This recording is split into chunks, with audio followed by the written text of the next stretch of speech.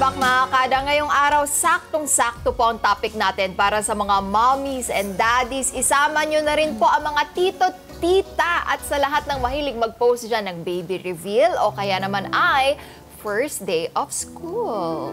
Ito po ang usong-usong gawain na maraming netizens ngayon, ang sharenting. Ito po yung tila simpleng pagpo-post ng larawan o video ng ating mga anak sa social media. Yes, pero kailan nga ba ito magiging sobra? May epekto ba ito sa mga bata? At teka, may hangganan ba dapat pagpo-post online? Para tulungan naman tayo, himay-himaying lahat ng mga ito, yung usaping ito, mga kasama natin ngayong umaga, ang bisita nating psychologist na si Dr. Aida Maria Perez. Welcome to Kada Umaga Good morning po. Good morning. Hi, Doc. Bati muna kayo, Doc, sa mga kada natin. Good morning, viewers. I'm glad and honored to be part of this show. Thank you. Good morning, Doc. Doc, kayo ba, guilty kayo dito? Senior na ako so I don't think I am already into this. Hindi ka nag-share ng mga pictures ng apo nyo, gano'n? Not much. It's my daughter. Yung daughter ko ang mas. Kaya when I saw this, sabi ko, uy, ikaw yan. Ikaw yan. Pero, di ba, maganda naman yung hangarin, syempre, ng mga parents. They're just proud to Share naibahagi yung report tungkol sa mga anak nila. Tapos, minsan, they want their relatives and close friends to know kung ano na yung nagagawa ng mga babies nila. Or gender reveal, ano bang magiging baby nila. Ano po ba yung kasamaan ng pag-share ng ganito? Actually, wala ako nakitang masama kasi something to celebrate. At first, of course, yung mga bata, lalo na pag baby, newborn, syempre tuwan-tuwa ang buong family. And you can't help but i-post mo yon para malaman ng lahat. Kasi happy lahat eh. But then, the problem starts kapag medyo yung overdone. Yung sobra naman, obsessed na. Okay, we have to define over. Yes, Kailan over. po nagiging over? Yeah, over na sa aking tingin kasi I've been handling other different psychological problems, no? Yung obsessed. Minsan sabing, cannot help but, parang anxious ako na kailangan gawin ko to. Kasi parang pag hindi, parang something is missing, something is wrong. I have just So may problema si Mami? Medyo yung frequency. Kasi baka into social media, I presume na nasa millennials yung age nitong mga madalas mag-post. Young mothers probably, So, okay, ibig sabihin, may problema kay Mami. Pero what is the harm for the babies, for the kids na whose images are being shared sa social media at permanente ng mamamalagi doon, whether they like it or not?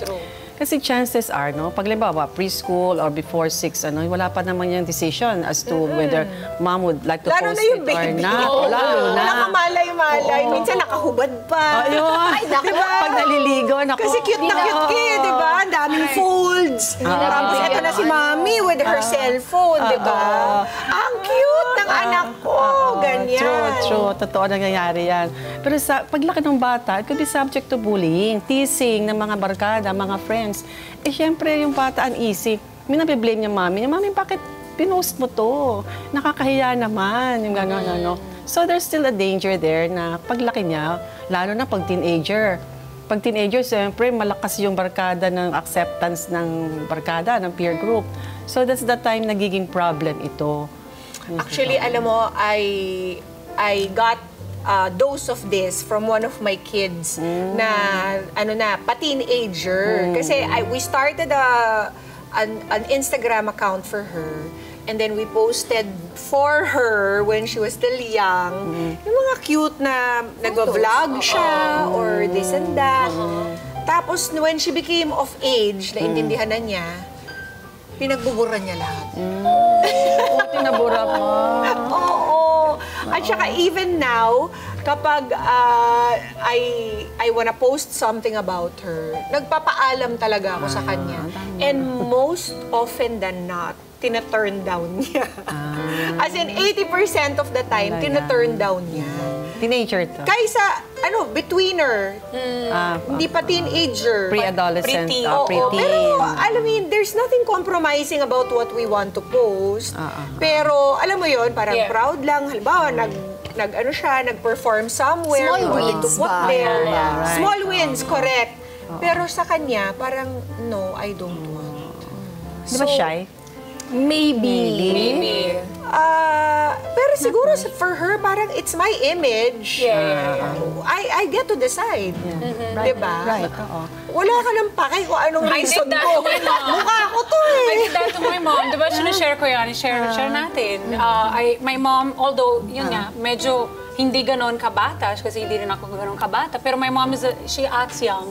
She acts young. Really? She's not young, she's 58. But young pa rin. Pero my mom, hindi naman siya dumaan sa proseso na parang may bata na pipicturahan. Pero, eto na, nandito na tayo sa Right age na. sa right age na, adult na ako. Lahat ng pinupuntahan ko, Pinupost. halimbawa, dumating kami sa isang lugar na hindi naman alam ng iba. Kasi nga, ayan, bakasyon, ganyan. So, tago, privacy. Post, itatag pa yung lugar. Ha? Ma, wag mo yung gawin. Tapos away kami. Or halimbawa, medyo tulog ako. So, syempre, yung ganon. Tapos may mga, ang cute. Yun Picture. ang sinasabi. Ma, wag mo i-post kasi I have work. Diba? It's So, cute for her. It's cute for you. But not for you. But not for me. So, Siguro before, okay lang nag-away yun. na kami about that. Okay lang yun kung yung account niya ay private. Private. Ay, hindi naman, diba? Katulad dun sa anak ko, private yung account Ayun. niya. And Oo, yet, and yet, mga ano lang yun mga tita lang niya, mga pinsan lang niya. Pero Family lang talaga. recently kasi yung mga friends nagtatanong, can I also follow you? So doon na nag-erase. correct. Pa-archive mo na lang sa kanya para at least kung Andun pa gusto rin niya yung memory, nandun pa rin yung yes. memories. At saka, ako naman naiintindihan ko na ngayon, Doc, kasi nga, with the onset of AI, Ayaw. talagang Mabilis. nababorrow yung mukha, Yes. Yes. na ilalagay sa ibang katawan, pati yung boses, Yeah. they can really use it for evil. Pwede rin po yung epekto, no, Doc? Oo, there's danger talaga. Yung sa sinabi mo ng AI, mahirap yun. Kasi wala ka ng control if that happens. Oo, kaya sparingly na rin yung ginagawa ko. Another concern is kidnapping. Kasi di ba? They'll see her face, Yeah. and then, meron pa tayong mga ibang magulang na first day of school, nakalagay talaga yung pangalan ng eskwela. Naku, yun talagang kailangan natin pangalagaan kasi ayaw nating abangan yung mga anak natin dun sa mga schools na pinapublicize natin. Hindi natin alam kung sino ang nakakakita. Even the routine.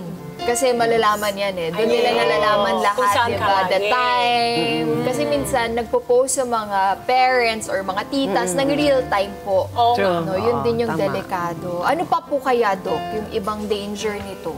Yung mga digital footprints na sinasabi na, yung mga memories. Yes. I know that's a milestone. Totoo naman yon. Kaya lang, yung feelings ng mga bata, is this the post that I want? Baka meron siya mga gusto i-post na hindi naman nakapost. At yung nakapost, yun yung ayaw niya. Like graduation, I had honors. And di syempre, gusto mo proud na proud ka naman. But okay lang yon. I mean, kasi milestones. Tanggalin nyo na lang yung eh. pangalan. Oo, pero yun nga, little school, details, oo. siguro yung mga small details na very specific, baka pwedeng alisin na muna. Dati kasi nung panahon, I don't know, ako naabutan ko pa yung photo album pa yan. Yeah. Diba? Doon Oo, lahat, true. tapos babalikan nyo kapag may celebration na, doon ma-open lahat yan. Totoo. Lalabas yan sa ilalim ng lamesa. Lahat ng Correct. photo album. Oo, na nakatago sa lalagyan ng ice cream. Ngayon, parang wala na. Sana maibalik yung ganon. Oo. Bakit ba kasi Pero- kailangan natin ng acknowledgement ng Ganito iba? kasi yun. I think I kind of like understand why this is happening. If before, it's tangible kung saan nating tinatago, physical na mga, di ba, hard copy siya eh. So it's always there. So the people who will always have access to that, o yung mga makikita lang yan, yung mga in-welcome mo sa bahay mo or Yes. sa buhay mo talaga na importante sa'yo, doon mo na lang ipapakita yung mga milestones na ganyan. Ngayon, na digital era na tayo, we have to also incorporate how to compartmentalize yung ganitong bagay. Halimbawa, milestone ng pamilya natin, gawin natin ng album in between the family na lang. Correct. Diba? Pwede, yes. Kasi we're not exposing the kids to the entire world or even yung buhay natin, yung mga details, kung sino mga relatives natin, lahat. Kung ayaw naman nila, hindi naman nila papasukin ng bahay mo at titingnan yung mga album noon, diba? Same lang Because of naman. ano kaya, Doc? Validation? Yes, we're seeking validation from other people. Ang cute nga na At anak saka mo. may totoo. humble brag yan eh. Diba? Parang kunwari, tungkol sa anak, but really it's about you. naman. It's about showing your Na anak. parang, uy, ang galing mo magpalaki. Naging honor student. ganyan. Diba? Small bragging lang. Diba? Gumawa ka na lang ng ano, kapuri-puri tungkol sa iyong sarili. Pero Or sa inyo na lang yun. Nauso na rin ngayon, halimbawa, may mga artista din, mga artists, or kaya mga friends ko din nakikita ko kapag newborn, popost nila, pero may sticker yung face. Ay, oo, yung mukha hindi na nagpapakita. pinapakita. Pero Yes. pinapakita yung moment, Yes, memory. oo, pwede Pero yung naman. mukha, tinatakpan mo, ganyan. Tapos, may private account na rin si baby. Correct. Sasabihin kapag gusto i-follow, tapos titingnan lang kung sino yung pwedeng i-accept. Pwede. As a matter of fact, pati yung asawa ko naging private na rin yung account. Ayaw na rin. Ayaw na rin niya matroll dahil sa Yeah. akin. Yeah. Pero Doc, bakit ba ginagawa kasi ng mga parents to? Nasimulan na natin ang kaunti yung mga dahilan, di ba? Minsan humble brag, minsan seeking validation. Ano pa ba? Monetizing. Grabe kasi. Grabe ang views, grabe ang likes. Yes. Kapag may kasamang bata. Engagement, mataas engagement niyan. O, di ba si Kim Kardashian nga, di Ay, oo, ba? totoo. Puro, I mean, Kris Jenner. That's why they are famous. di ba? Parang, sometimes siguro yung point din nila is like, pero para sa kinabukasan mo rin to, hindi mo alam. Baka ganon. Oh, nagkakaroon tayo ng social media engagements kung saan binabayaran tayo. Anak, para sa kinabukasan mo yan. Di ba? Okay Pwede, ba pwede yun? yun. Is that okay or not okay, Well. though? Kasi you're saving for their future. Lumalaki ang kanilang bank Good account. intention bata pa lang naman. sila. Good intention. But there are so many ways to, prepare for their education. The future, not necessarily yun. I mean, kung ayaw ng bata, let's respect the child, no? Kung hindi niya gusto yung... Kasi you're creating more trouble there kasi hindi siya happy. Instead of feeling happy, hindi, So, actually, the discretion talaga ng parents yon. Meron bang tamang edad para isik yung kanilang approval? Kasi kung like 7, Yes, I guess. 7 years old kasi tatawag na age of reason. Oo. So medyo nakakaintindi. In fact, iba ang generation ng mga bata ngayon. They're really smart. sila pa ngayon nauuno. Oo, ang galing-galing nila. Iba talagang wiring ng brain ng mga bata. Nagugulat ka na lang eh. Alam mo na yan. Ganun. But yung standard na rule natin, age 7, ang age of reason. So we can always ask the So child. pwede nang mag-seek ng approval. Yeah. Seeking your approval through It's this 7 years picture of you and me. Is this okay? Can I post your ballet recital or your songs? Mga ganyan. Kasi may mga iba, may mga talents eh. Ang komplikado na ng buhay. Dati wala namang ganyan. Dati no, di ba, you're the parent, ikaw yung magsabi kung anong pwede, kung anong You decide. You Yes, decide. Oo. Eh, tsaka hindi rin siguro nakakatulong yung mga YouTube child stars na talaga naman naging bilyonaryo. Milyonaryo na dahil sa mga... True. But katulad po nun, Doc, meron pa rin po bang bad effect? Yung halimbawa yung isa, hindi na nga magme-mention ng YouTube channel. Basta ito naman ay kasama niya yung magulang niya. Ang ginagawa lang naman nila, naglalaro lang. Tapos paglalaro na ginagawa ng bata kasama ang kanyang mga magulang. Meron kayang bad effect pa rin? Pag siguro may pressure sa bata, doon magkakaroon ng bad effect. Kasi parang, like, let's just this taping, hindi pa ako ready, mami. I want to play, mga ganyan. I prioritize my play, my game more than this. Kasi minsan, di ba, kailangan mag-post na tayo. Yung next episode na, di ba? So may pressure. Nagiging trabaho na. Nagiging work. Nagiging Instead work of, Tapos meron enjoying pang, it. "Uy, kulang yung views natin, galingan mo." Mga ganyan. Mga ganyan. Pressure na. Okay, Oo, so pressure iba na, siya. ibang topic na yon. Yung sharenting, Doc, ano ba yung pwede pang gawin ng ating mga magulang sa ngayon? Kung nakapag-umpisa na sila at nais nilang Bagong buhay. Alang-alang sa kinabukasan ng mga anak. Meron pa ba silang magagawa? Hindi naman tayo KJ, yung tipong kinikill namin yung inyong joy at ano. Kaya lang, siguro caution lang na not to give so much information para yung bata identified na gano'n. Like sinabi mga yung school niya, yung time, Playmates niya. Lalo na yun if you're friends. posting faces of other people's kids, Bawal din. Bawal yun. yun, baka pwede ka pang kasuhan Kung adult nga na napasama sa sarili mong social media, pwede kang bawal. kasuhan, lalo na yung mga bata. Totoo. Kaya cautious. Okay lang, go ahead. But it's just that you have to be careful lang about the information that you're sharing. Minimal lang siguro will be okay.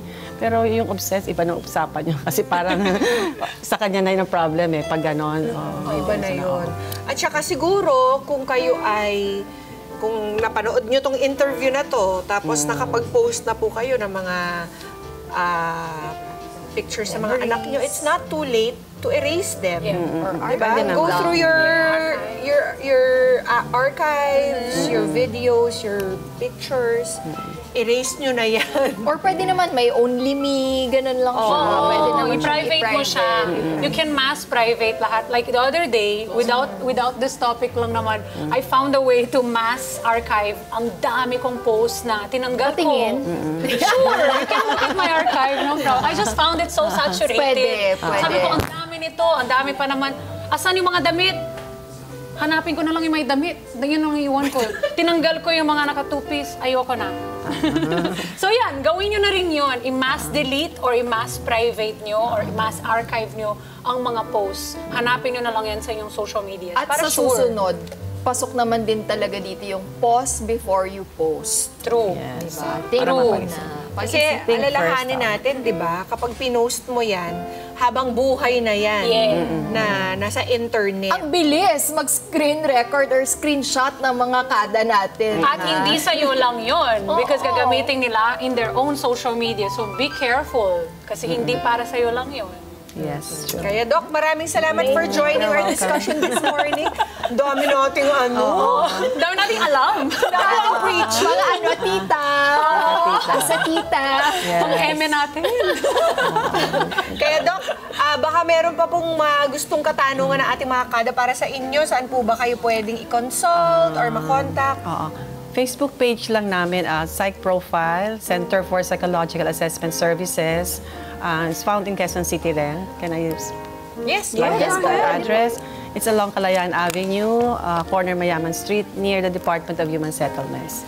Thank you so you, much, Doc. Doc. Thank you, Doc. Thank you for inviting me. Mukhang talaga nag-enjoy kami kasi marami kami talagang na-share. Daming ambag, daming guilty. Daming feeling ko pati mga mommies, mga titas na nanonood, guilty. Mga kada proud moment naman talaga, mga achievement ng mga bata. Kahit ako, na tita ay minsan guilty po dyan. Pero tandaan, kung hindi mo ipopost yan tungkol sa sarili mo, baka hindi rin dapat sa anak mo o sa pamangkin mo. At tandaan din na lahat ng isi-share natin online ay permanente po. Nasa internet po yun. Nasa internet po yun. At hindi lang sa inyo. Kaya dapat doble ingat po tayo mga kada. At bilang magulang, tungkulin po natin protektahan ang ating mga anak, hindi lang sa pisikal na paraan, kundi pati na rin sa digital na mundo. Mga Kanet 25, this is Pia Guanyo Mago. For more Kada Umaga updates, please click the subscribe button and follow us on Net25 social media pages at Net25 TV and at Net25 Entertainment Facebook page. See you guys. Bye!